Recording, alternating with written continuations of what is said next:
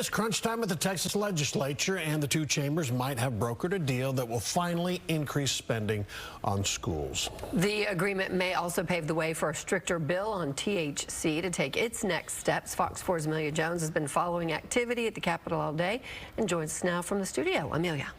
Yeah, Heather, Steve, Texas lawmakers made progress on several bills today, including the big one regarding public school funding. But there's still more to discuss to be had before those bills are passed. As the end of the legislative session is fast approaching, Texas lawmakers are working to get multiple key pieces of legislation passed. On Wednesday, it was announced that a tentative deal was struck regarding House Bill 2, or the public school funding bill.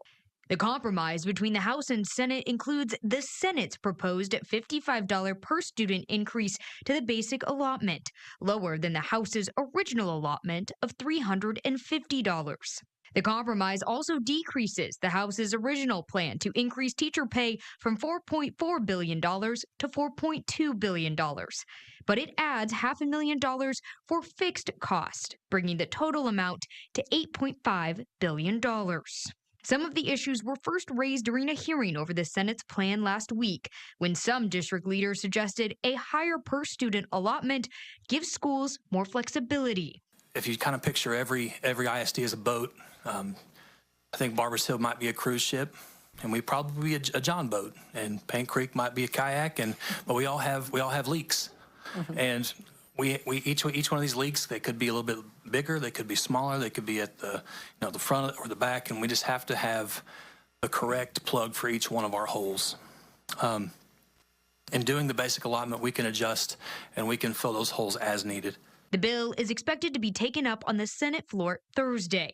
In reaching this compromise, it opened the door for discussion on the Senate's tougher THC bill, Senate Bill 3, which has a total ban on THC products. This bill is a priority of Lieutenant Governor Dan Patrick, who claims that CBD stores and vape stores are selling higher THC than the legal consumable limit.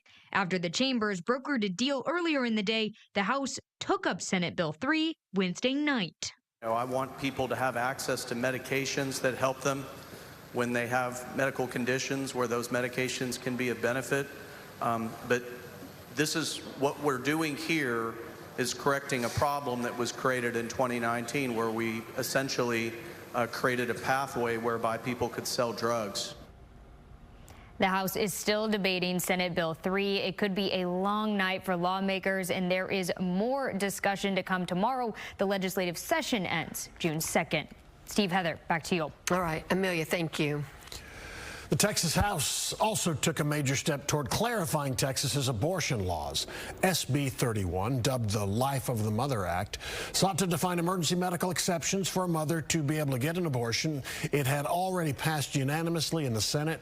Fort Worth Republican Representative Charlie Guerin carried the bill in the House. Guerin said this is not a pro-choice bill.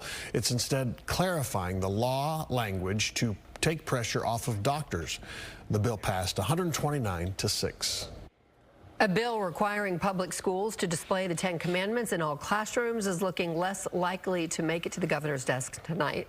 The Republican-led Senate passed the bill in March. Today, it was up for a vote on the House floor. After some debate, the bill got kicked back down to committee. Supporters say the religious text is a critical document in the development of the U.S., but critics say it violates the First Amendment right to religious freedom.